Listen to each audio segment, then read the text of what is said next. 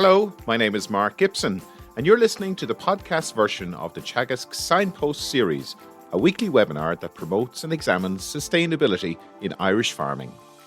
Good morning and welcome to this week's Signpost Series webinar. I'm Tom O'Dwyer and I'm going to host this morning's webinar.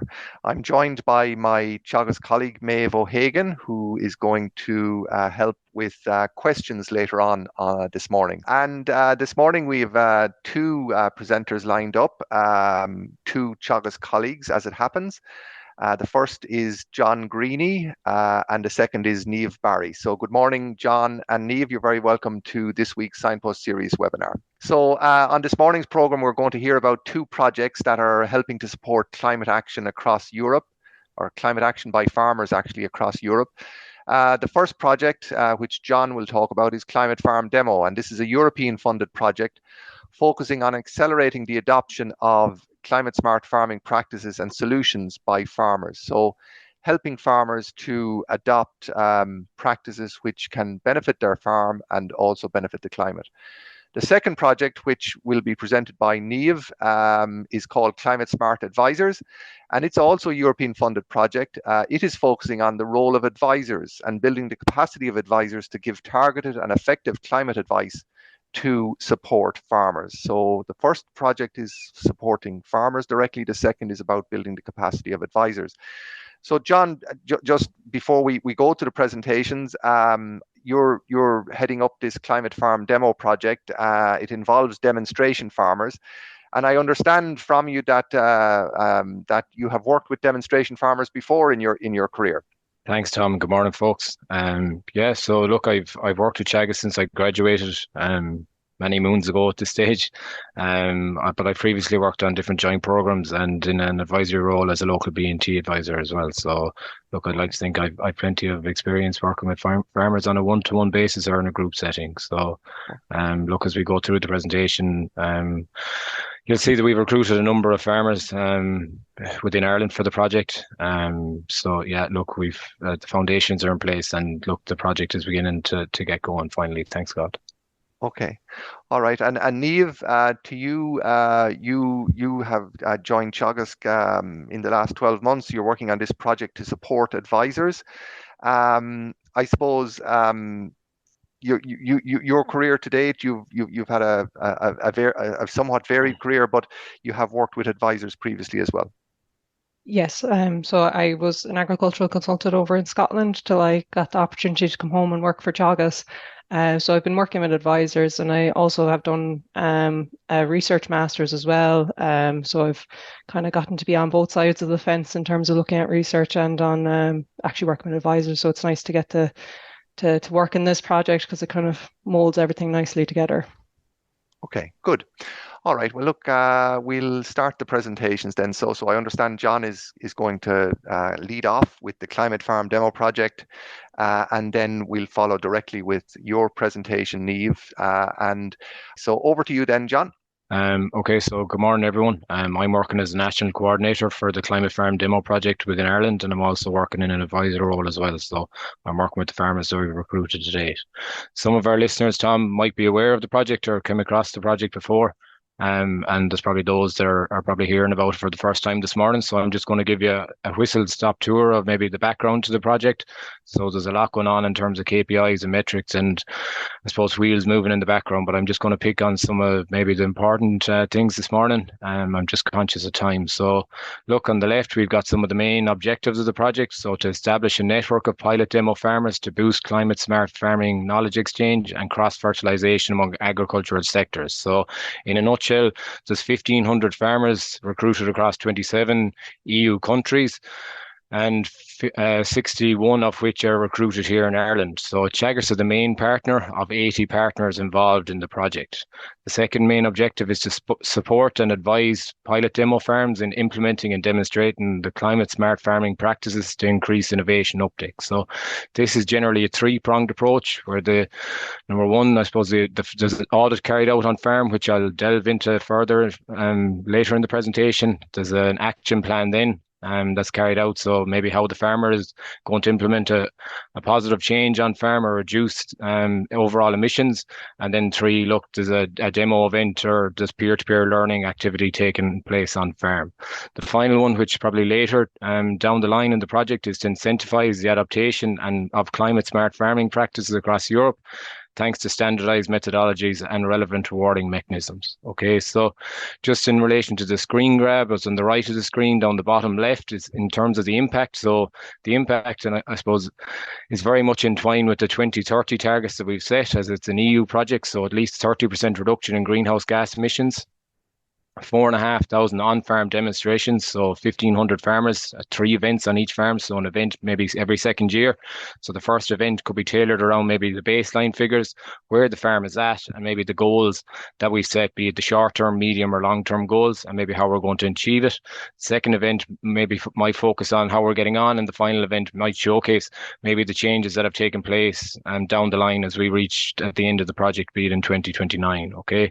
Ultimately, we want to have a high positive impact on farmers, agribusiness, consumers, and society. So I'm aware that a lot of the listeners on this morning aren't, in fact, farmers, and that's okay too. As in, look, a lot of the public events or all the public events are open to the wider agricultural industry. In relation to the farms that we've recruited, and I'll go through the numbers in a second, we do have a mix of animal husbandry or mixed farm systems, so our dairy, beef, sheep. We have a number of organic farms, and we have a number of tillage farms involved in the project. Okay. To the right of the graphic, we are involved in sister projects. So Niamh Barry, a colleague who's on this morning as well, is involved in ClimateSmart Advisors. We've ties with that project, and Niamh Phelan's involved in Clean Farms, which we've ties with as well. Okay. In terms of the climate smart farming solutions, down the bottom right, long-term advice to 1,500 pilot demonstration farmers. So myself, working as a climate farm advisor here, I'm trying to give long-term advice and practical advice to farmers that are recruited within Ireland, a broad use of the climate carbon tool. So AgNav is our tool of choice in this country. So look, we'll be going through that, or I'll be going through that later on in the presentation. And finally, look, we've practical solutions on 12 adaptation, mitigation, thematic areas. So look, I'll maybe touch briefly on some of the areas that we're focusing on farm at the minute.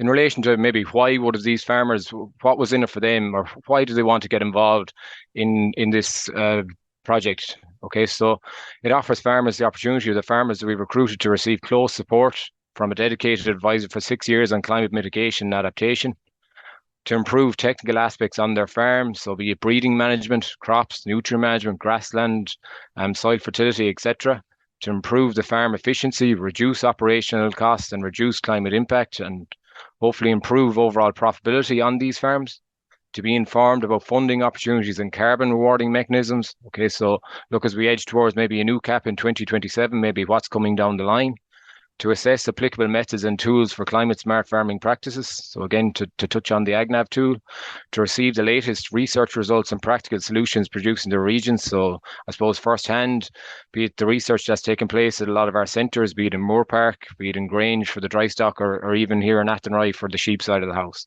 To participate in a 6-year peer-to-peer learning knowledge exchange programme through cross visits abroad and events in their region. So look, ultimately, with the 1,500 farmers that are recruited across Europe, there's a world of information, be it within country and across countries.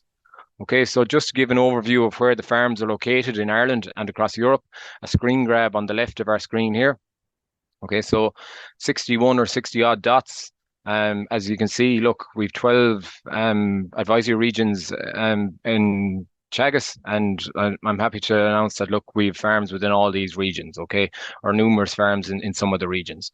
A screen grab on the right, look, probably gives a detailed view of just how big, and probably just showcases the 400 or 1,500, farms that are recruited across Europe, highlighting, I suppose, the size of the project and the number of farms involved in the project.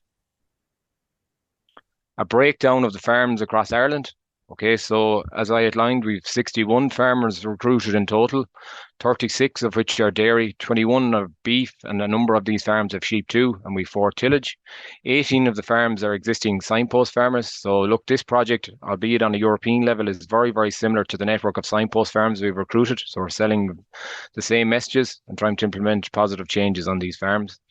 Several of the farms are former or current demonstration farms. So look, they were eager and put themselves forward again for this project, as it probably linked in with maybe some of maybe what was happening or some of the key messages that was happening on previous joint programs, be it with the dairy co-op, so a Revo joint program, Dairy Gold, North Cork Creameries, Arabon, Curry, etc. Also some of the projects on the dry stock side of the house, so Dairy Beef 500, etc. And 5 of the farms are organic farms. Okay, so Climate Farm Demo annual meeting in Moore Park, October 23. So talking a lot about the farmers, but in relation to some of the advisors that are working on the project. So look, I had the pleasure of organising a 3-day event in Moore Park last back end. Okay, so over 160 agricultural professionals gathered in Cork to advance climate smart farming practice. So Niamh would have been involved in this as well.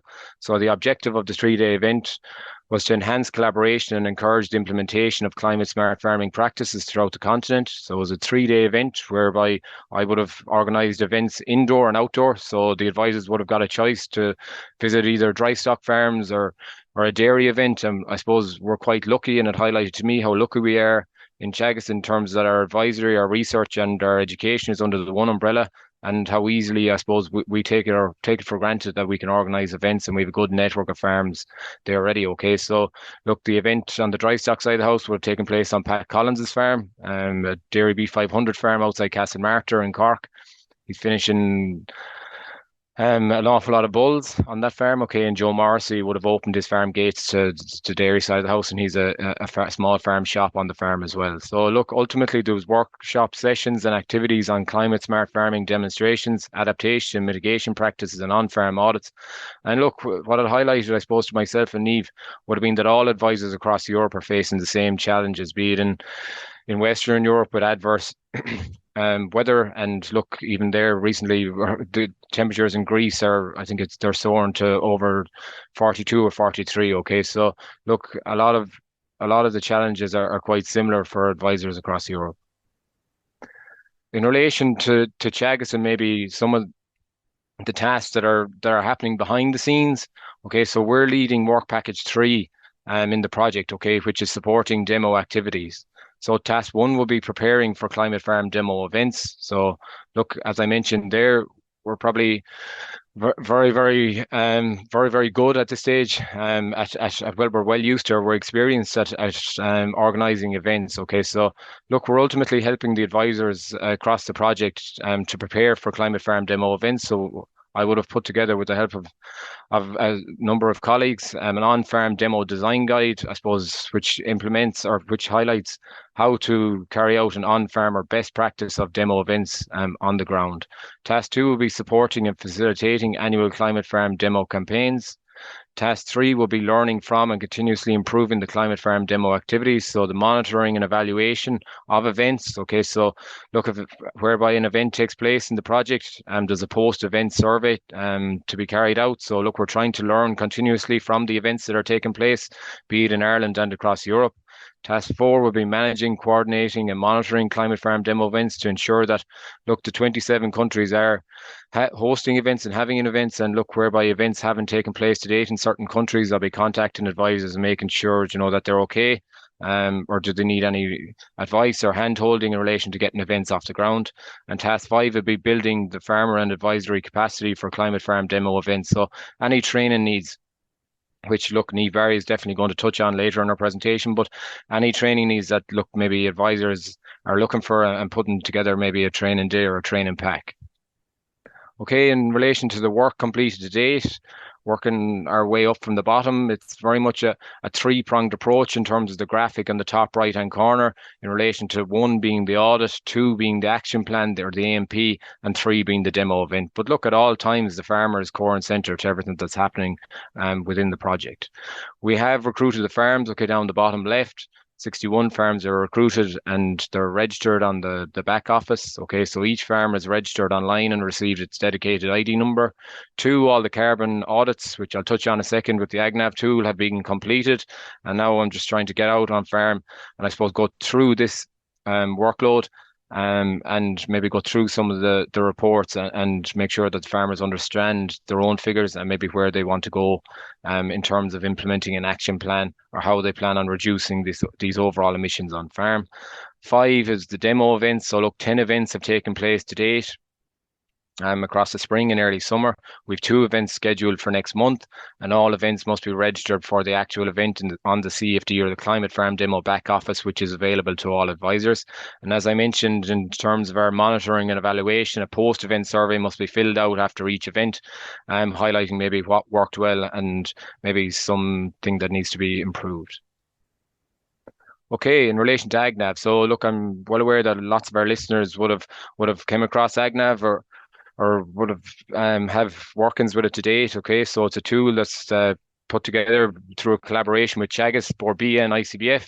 And again, it's probably a 3-pronged approach in terms that it accesses the data or assesses the data that's already there. So the production data, be it from a dairy point of view, the milk output, or from a beef point of view, the beef output. Okay, and it cross-references that then with the data that would have been provided from the farmer from the sustainability, his or her sustainability survey. So be it the fertilizer that was sown on the farm, the meal that was fed, grazing dates, turnout dates, slurry, type of fertilizer, etc. Okay, so it analyzes that data and it calculates the emissions that are, I suppose, taking place on farm.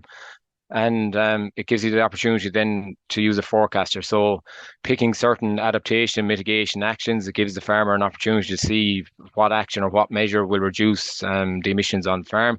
And then finally, an action planner can be put in place. So look, I know it's quite small, but the screen grab on the right here is a screen grab from the AgNav planner where by a dairy farmer is given its total emissions. So per kilos or in relation to 1,188 tons of CO2 equivalent on farm.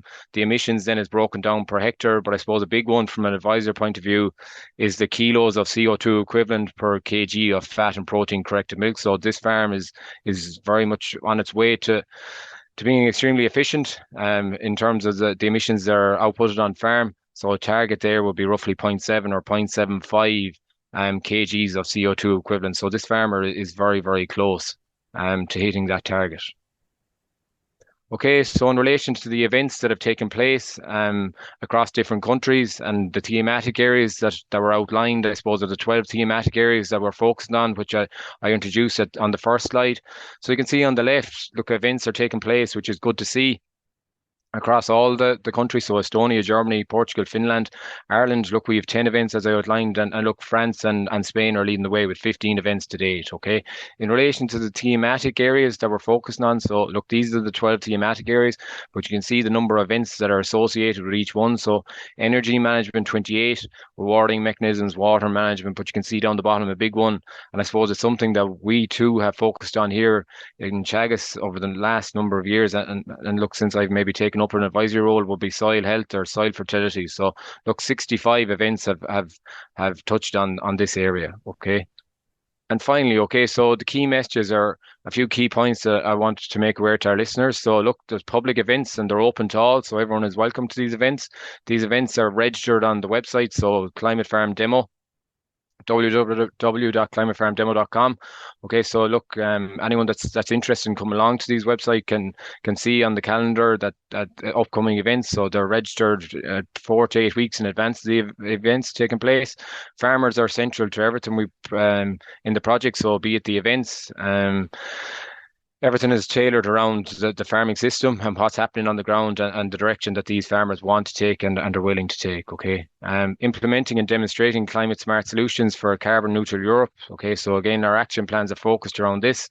Synergies between reductions in emissions and increased overall profitability. So look, an awful lot of all the adaptation mitigation actions that these farmers are picking and choosing. Okay, so one, they're reducing the overall emissions on farm, but two, they're also increasing the profitability and leaving a bit more money in their back pocket.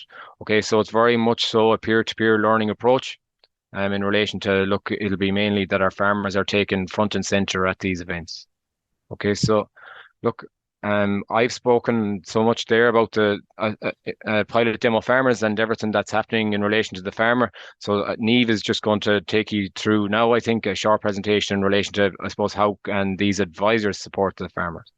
Thanks very much, John. So if Niamh, you can just share your screen. Thank you. Thanks, John, for the introduction. So as John was saying, the Climate Farm Demo is working very much with the farmers and getting out on the ground and everything. And then the ClimateSmart Advisors project, which I'm working on, is focusing on the advisors, as you can tell by the name. It gives it away. So I suppose going on from there, just to give you a bit of background on the ClimateSmart Advisors project. So the whole aim of the project is to mobilize the European agricultural advisory community, because I suppose if you're able to have 27 countries running together and working and trying to find synergies for working towards our climate action goals, we'll get there a lot faster than if we were all working individually. So this in turn should lead to an acceleration of the adoption of climate smart farming practices. And the project itself is hoping to do this by boosting the role of agricultural advisory services by strengthening the advisors' capacity. And John gave you the run through of the Climate Farm demo and the approaches and the solutions that are hoping to be coming out of that. And we're hoping to pull from that and bring that into this project as well. So it just kind of has a nice flow between the two sister projects.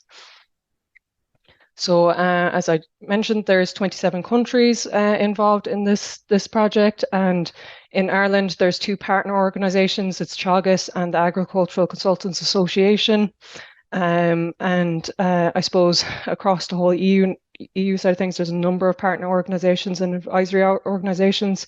You have a mix of public, NGOs, and private, and then these cover a wide variety of sectors. So you'll have from agriculture to horticulture to you name it, it's most likely in there.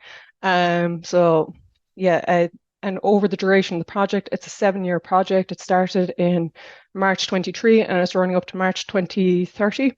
So it's a nice long project. And within that, there'll be 1,500 advisors that will be trained during that duration.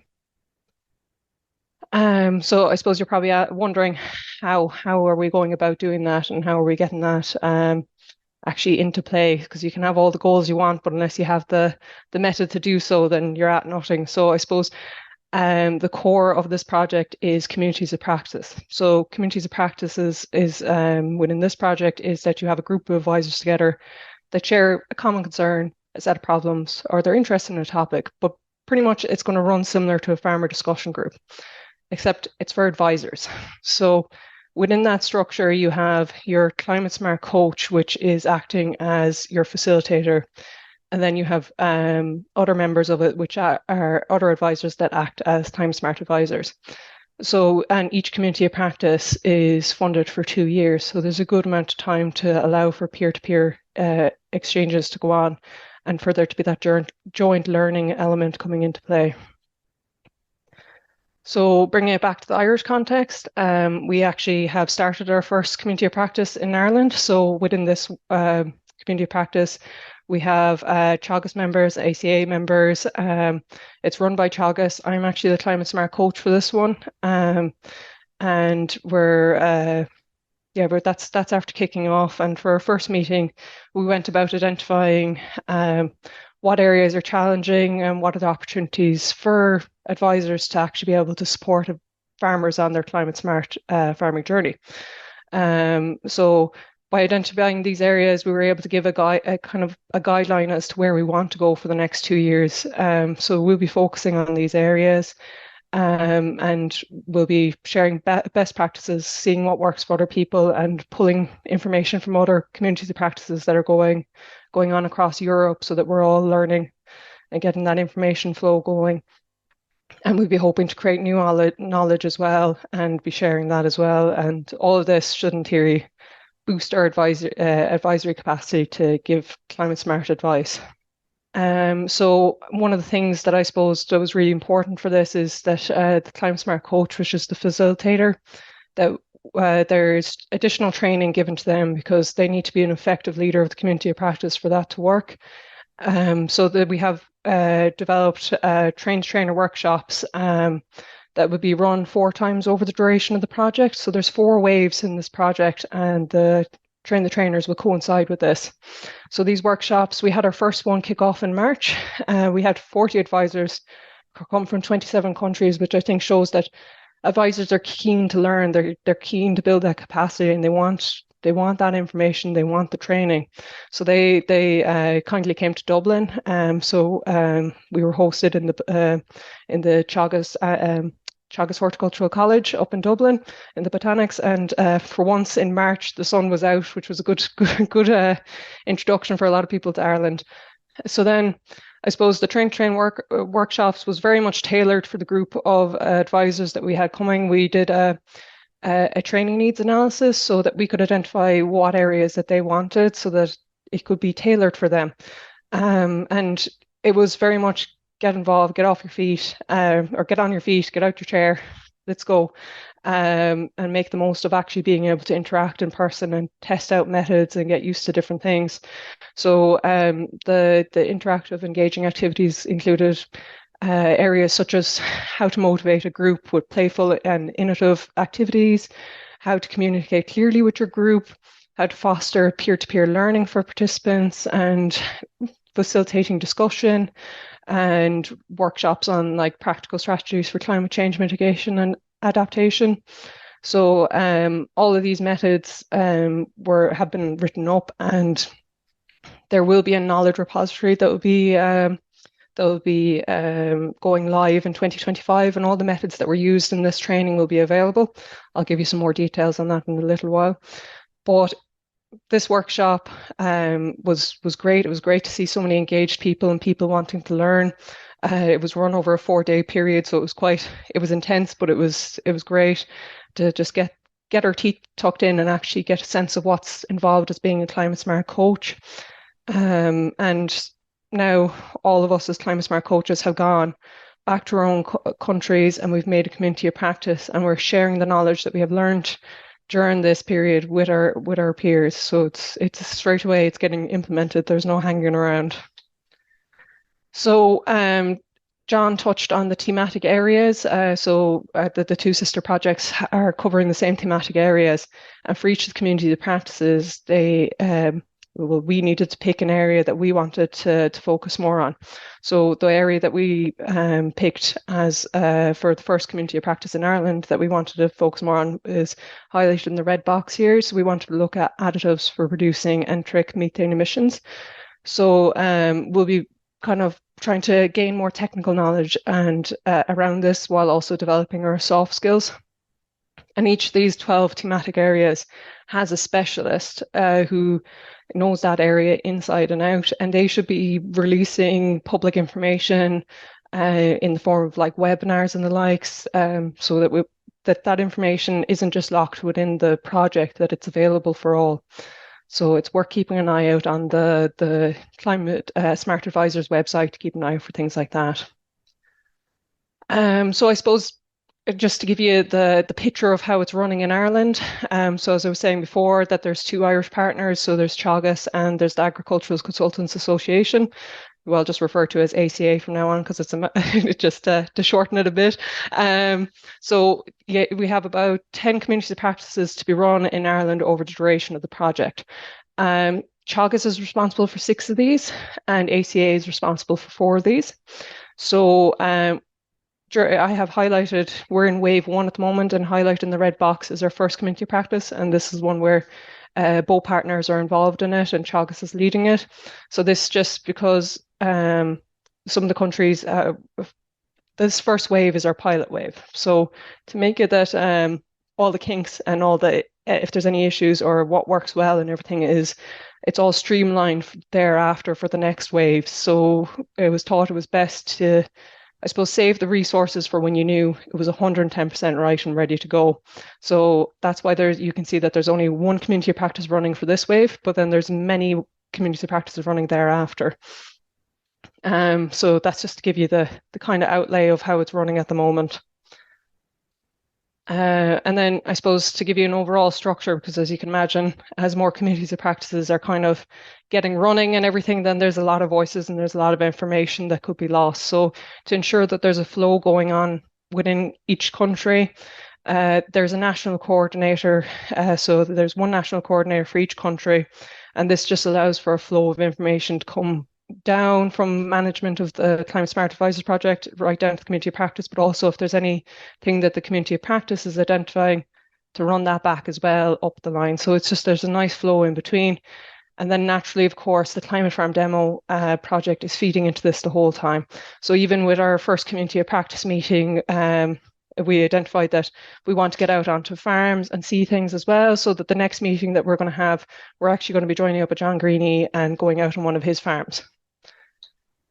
So then I suppose going from the national level onto the European level, so I suppose you have your communities practices, and at that stage there's a lot more of them. So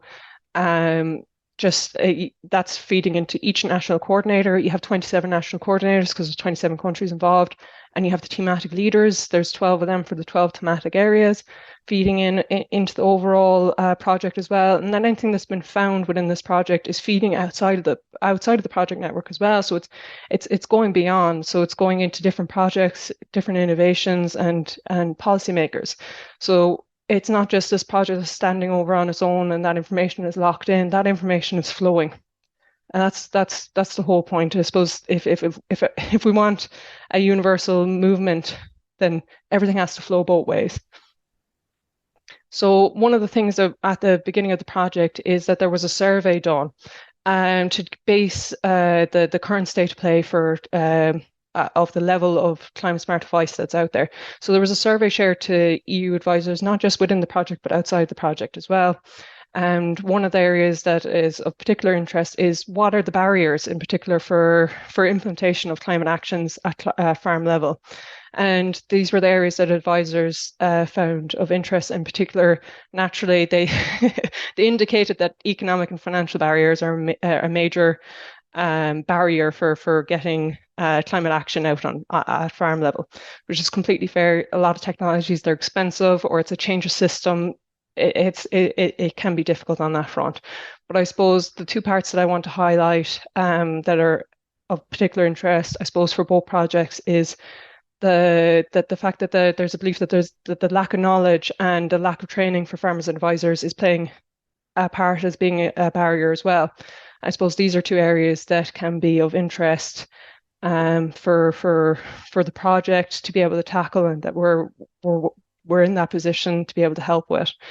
And within this, I broke it down as well so that you could see the EU is the yellow colour and Ireland is the blue colour, so that we could just see what our advisors were feeling in comparison to EU advisors compared to the Irish advisors, just for the Irish context, since our community of practice and the like is based in Ireland. So as you can see, they're fairly similar. I suppose there's some areas where the EU might feel stronger and Ireland might not, but it's important to just note that I suppose the trajectory is relatively similar. So that's a whistle-stop tour of the project, but in summary, I suppose the advisors are key to learn, and they want to develop their advisory skills in providing targeted advice, and they are a key part of the climate smart transition. So they're very important for this. So they're an important group to target. And the Climate Smart Advisors project it's providing a starting point for communities practices to be developed, and from this for more momentum to be generated. And all of this in turn should mobilize the European agricultural advisory community. And I suppose if you're hearing about this and you're going, geez, I'd love to set up community practice within my own organization or the likes, well, this information, it's not available yet, but because it's only just after going into the second year of the project, but this information will be shared on the Climate Smart Advisors website. And it will give you guidelines on how to do so. And also, as I mentioned previously, there's a joint knowledge repository that will be available 2025. So this will be available online. It will be rich in climate smart tools and practices and approaches and this is a joint effort between all the sister projects. So the Climate Farm Demo, Climate Smart Advisors, and John also mentioned Clean Farms that Niamh Barry is working on. So that's a combination of those three projects are working together to get this online repository there and made available for everyone. So that that the methods that were used in the training workshops and the likes, that they're there, they don't have to be recreated. That information is there, and it just allows for that unified front. So that's everything on my end. So thank you for listening to me. Okay, thanks very much, Niamh. Very interesting to see the results of those surveys that you presented. I'm sure they might lead to some questions. And John, thank you for your presentation also. So I suppose maybe just a question for you, John. The role of the demonstration farmer. Your project has decided to focus on using or working with a pool of demonstration farmers across Europe. What do you think what role does a demonstration farmer play in terms of advancing the uptake of certain practices on farm? Yeah, look, the demo farmers are key, Tom, ultimately to everything that's happening in this project. And look, we've seen from be it events that were organised, be it discussion groups, from be it previous KT schemes and whatnot, that look, the messages are a lot easier to sell if they're coming from a farmer. Okay, why? I suppose, look, ultimately he or she have implemented them changes on the farm, and they've done it practically, and they've come across, I suppose, challenges that they've met. Positive and negative feedback. And look, it's a lot easier for a farmer to stand at a farm event and for a group of farmers to listen to him or her as opposed to me lecturing and talking about maybe something that's happened on a research farm. Look, a lot of these findings are coming from practical advice that's happened on commercial farms. Okay. So look, the farm events are imperative to everything that's happening within this project. And a similar type question for you then, Niamh. Your project is a core part of it is this community of practice concept. Why do these communities of practice? Why do they work? They're advisors helping each other. Rather than maybe bringing in an external expert or trainer to develop skills. Well, I suppose you can see it working well even in farmer discussion groups, that peers trust each other more than they necessarily trust someone standing up in front of them. So I suppose if you can have that peer-to-peer learning going on, and it just allows that exchange, and I suppose it allows exchange in a safe kind of environment, because you're on the same level with the people in the room with you and you're all wanting to learn together. So I think that's really important for learning, because you learn as much from mistakes as you do from things going right. So the community practice allow for that space to be there. So I think it's an effective method that it's been used in, I suppose there's probably different wordings for it being used, but it's been used in many different ways in different projects and the likes as well.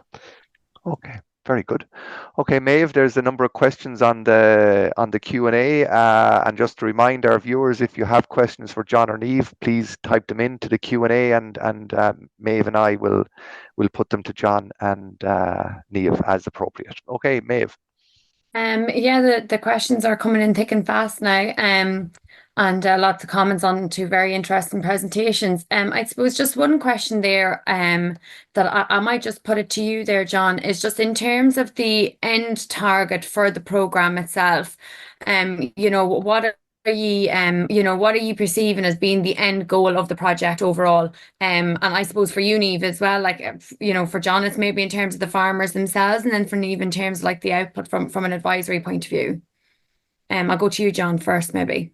Yeah, so thanks. So look, the targets we would have set originally here or the Irish targets would have been set would be 25% overall reduction in greenhouse gas emissions. So look, that aligns very much entwined with the emissions target that's been set for the project in overall in the whole. So 30% reduction in greenhouse gas emissions.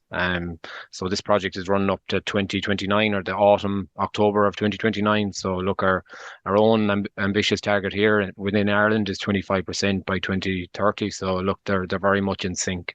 Perfect. And you, Niamh, then just in terms of kind of from an advisory point of view, what do you see as being the end goal? So I suppose for the end goal would be that if you have, by the end of the project, there should be 100 or 1,500 advisors trained, and they should be able to give more targeted advice and be more confident in doing so that it opens up that discussion for getting different climate actions out on farm. But I suppose, yeah, that would be kind of the key things, is that the advisors are trained. But I think one of the hopes as well is, even when the funding ends, that these communities of practice, if they're running well, that there will be a natural want for them to kind of continue. They may not be at the same level as they are while they're funded, But the hope is that I suppose it generates momentum, and hopefully that momentum will keep going thereafter. Well, I suppose, like you said, in terms of trying to kind of broaden the net, and what John said, to try and hit that 25% target, the more advisors that are on board with it, I suppose, the better, and the more likely we are to achieve those targets. 100%. Yeah.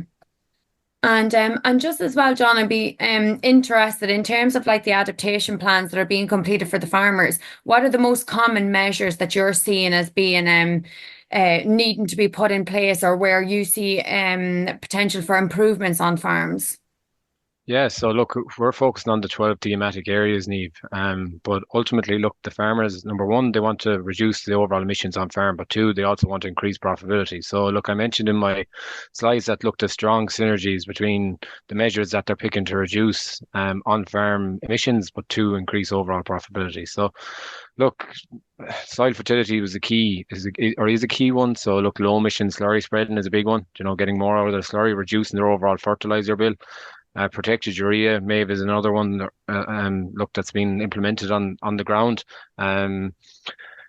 There too, I suppose, of the most popular ones, improving overall breeding within and across herd to have higher genetic potential stock and getting more in terms of output. So they're probably three of the main ones that come from the top of my head, Méabh. But look, there's a whole list and array of measures and adaptation. But look, no two plans are the same. So look, different farmers probably have different end goals. And look, there's different things happening on every farm. Yeah, I suppose it's important for it to be farm specific as well. Like you said, no two farms are the same, so it's important for it to be tailored for them. Exactly. Yeah. And I suppose just before I pass back over to Tom there then as well, a couple of questions kind of coming in a similar area in terms of like engagement from farmers.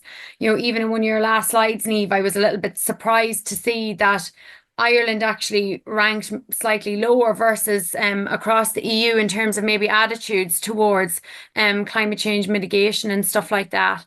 And I suppose based off of that, then from both of your experiences, I suppose, Niamh, having worked as an advisor in Scotland, and then John with the project that you're doing now, like how have you found it in terms of getting farmers involved, getting them on board, and what have you found in terms of their attitudes on the ground towards the overall climate change challenge? Yeah, so I suppose particularly when I was working, we're in Scotland, that if you could make the climate actions and the money match up, that most farmers were more than happy to get involved. But I think a lot of farmers, that there's a negative attitude, because in the nice way possible, farmers do get beaten with a stick, because in terms of reducing emissions, when they are doing their part, and they have been doing their part for a long time in terms of even just like breeding, reducing emissions through breeding and the likes, they've been doing their part over a long period of time. And I suppose some of them feel like they're not getting recognition for doing so. And I think that does feed into the negative attitudes towards it, because they're like, well, I'm just getting beaten with the stick anyway, what's the point? So it's trying to change that around and kind of go, here's a carrot again, please come along. Yeah, to develop that understanding, I suppose, that it doesn't necessarily need to be that productivity and the environment pull in opposite directions, that they can both move towards the same goal together. Exactly. Yeah, and what about you, John, then, in terms of getting demonstration farmers on? In particular, I'd be interested of the new farmers who maybe weren't involved in joint programs or other projects beforehand. What sort of attitudes were you coming across? Yeah, look, I suppose there's probably a few negative attitudes towards it, or negative vibes, be it in the publicity, or be it in the wider public, in terms of their views. But no, look, in general, farmers are custodians of the land. They want to pass it on to the next generation in a better state than it was. And look, farmers are hungry for practical and sound advice. So look, the goalposts have changed over the last few years and months, or maybe, So look, farmers are probably at a crossroads in many ways, but look, they're hungry for key practical advice, as I suppose, cross compliance. And one thing is going to change, be it by 2027. So look, I think the measures, and farmers will generally follow the money. So and the money are following the adaptation and mitigation measures. So look, they go hand in hand. So in terms of recruiting farmers, no, we didn't have much of a backlash, or we didn't have to go looking too hard. That a lot of the farmers would have put themselves forward for the project. Yeah, and I think maybe it comes back as well to that graphic that you showed, Niamh, of that survey, which is like that one of the barriers is mixed messages. So I suppose farmers want a clear roadmap available to them for what role they can play in terms of helping to achieve the reduction, the emissions reduction targets.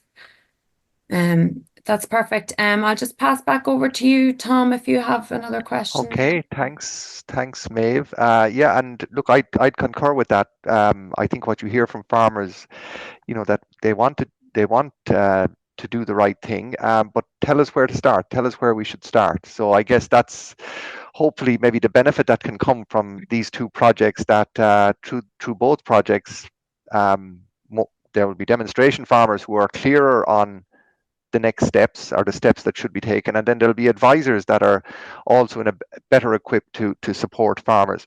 I just see one of the questions there, and maybe it's a kind of I'll take it, came in from John, but it's in relation to the inclusion of ClimateSmart advice in present-day agri schemes, and I suppose that introduces the whole idea of incentives, or as Niamh's term, carrots. But schemes generally come with payments, so that suggests incentives.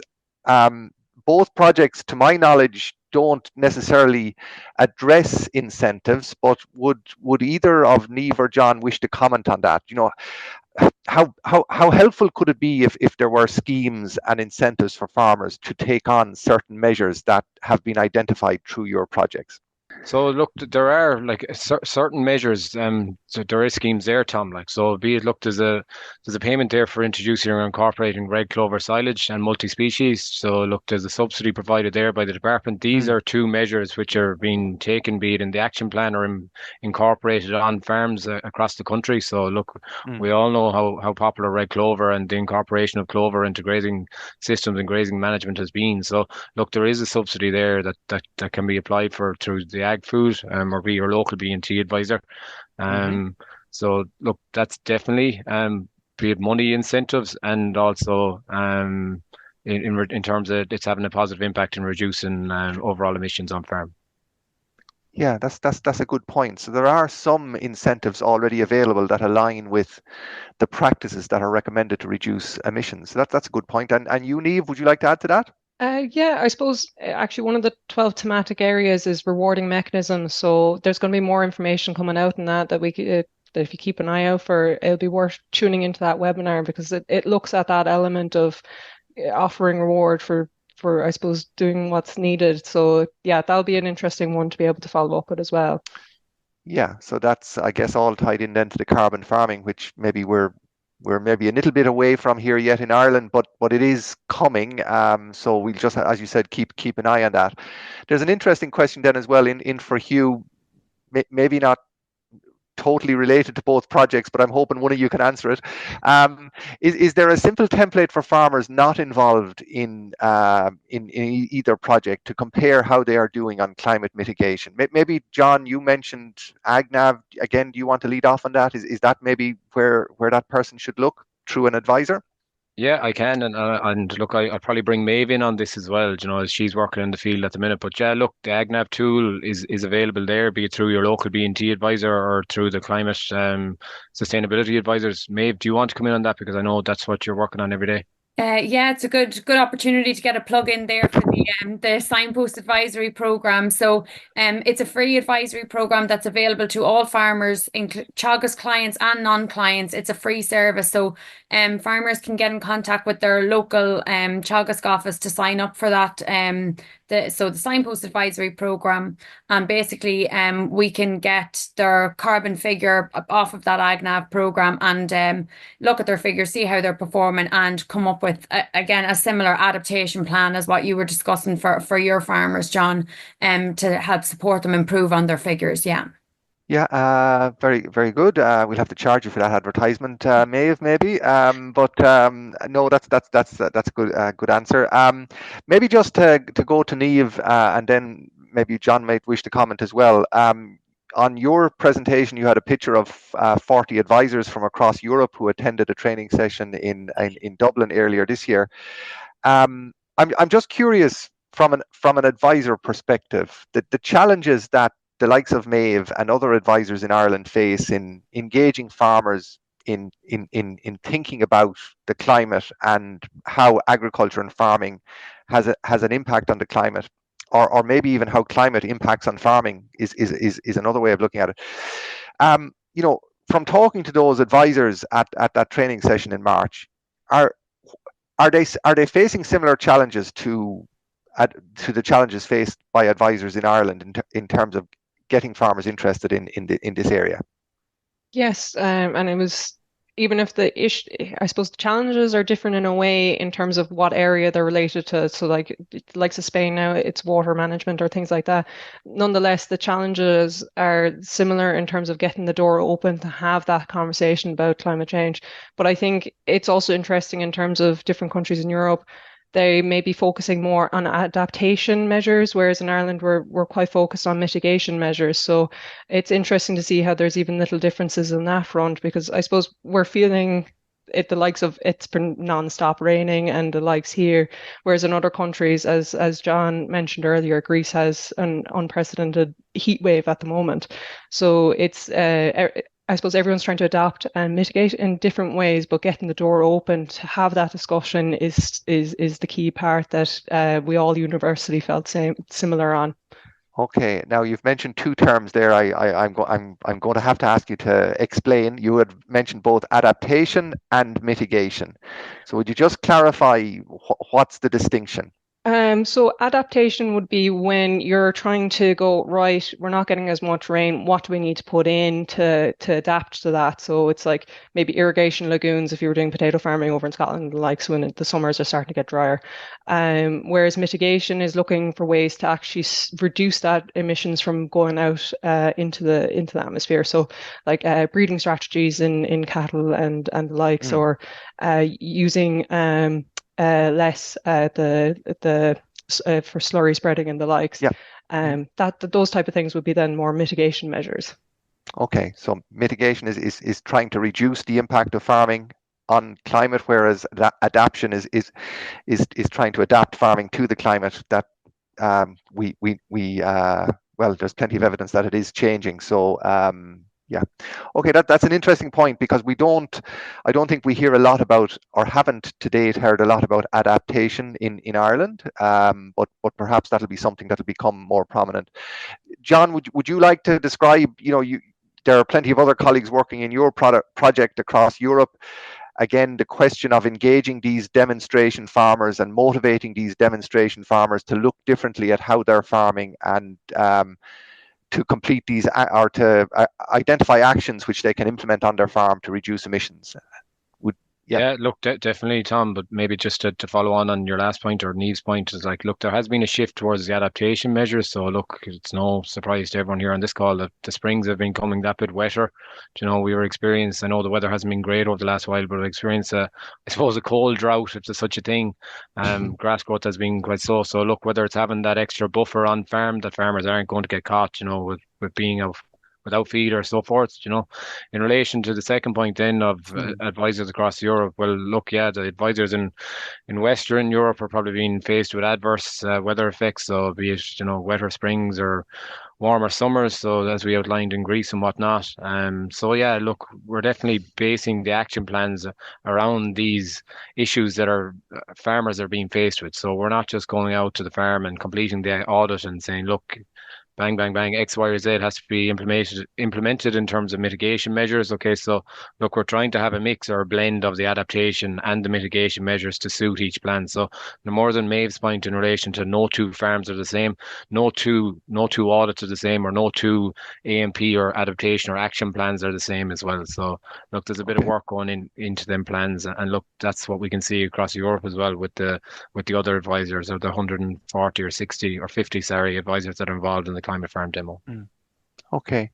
Maeve, do you want to ask any final question?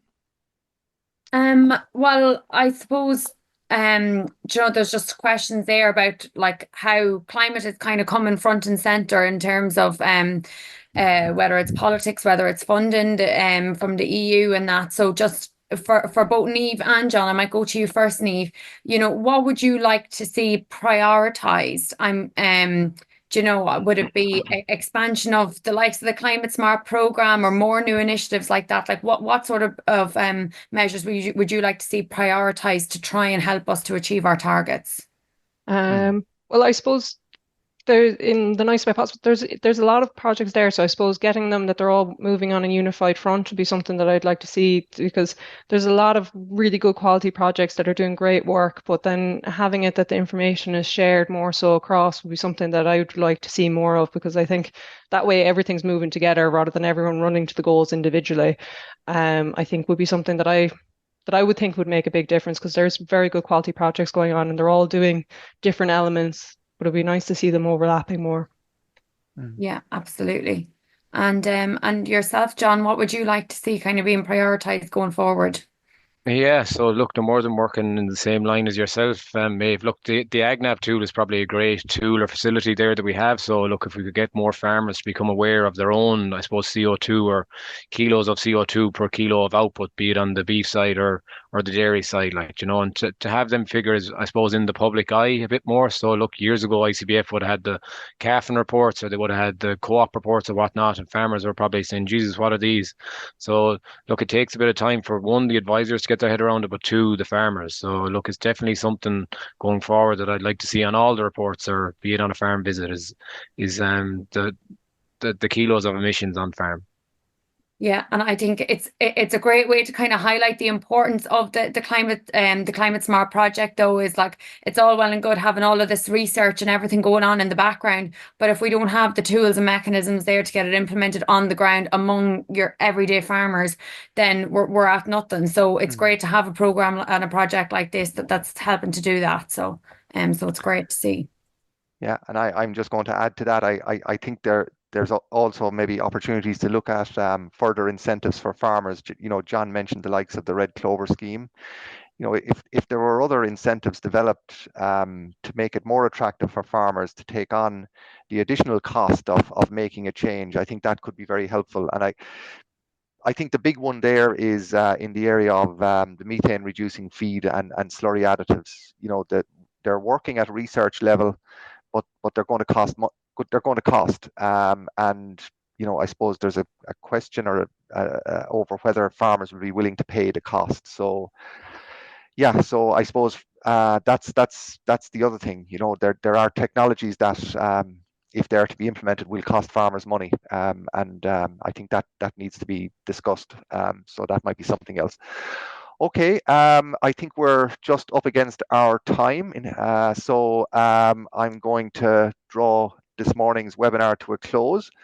So I'd like to firstly thank our contributors this morning, John Greaney and Niamh Barry. I'd also like to thank my colleague Méabh O'Hagan for assisting with questions.